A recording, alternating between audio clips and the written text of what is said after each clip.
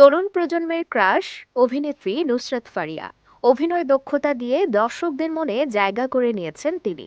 অভিনয়ের পাশাপাশি সামাজিক যোগাযোগ মাধ্যমে বেশ সরব থাকেন ফারিয়া।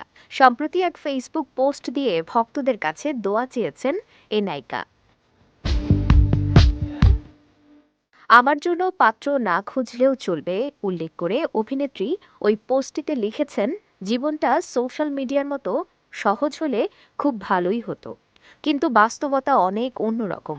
তাই আপাতত আমার জন্য পাত্র না খুঁজলেও চলবে।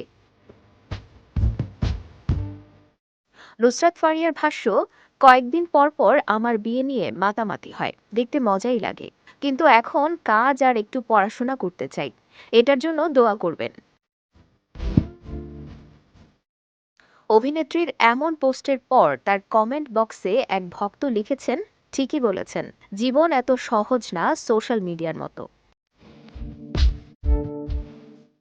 ফারিয়া প্রথমে রেডিও জকি হিসেবে তার কর্মজীবন শুরু করেন। এরপর মডেলিং এবং বিজ্ঞাপনের মাধ্যমে শোবিজে প্রবেশ করেন। পরবর্তীতে ২০১৫ সালে তিনি তার প্রথম চলচ্চিত্র আশিকি দিয়ে বড় পর্দায় আত্মপ্রকাশ করেন। এটি একটি ভারতীয় বাংলাদেশি যৌথ প্রযোজনার সিনেমা, যেখানে নুসরাত ফারিয়ার বিপরীতে ছিলেন টালিউড অভিনেতা অঙ্কুশ হাজরা। সিনেমাটি ফারিয়াকে দুই বাংলাতেই দারুণ জনপ্রিয় করে তোলে।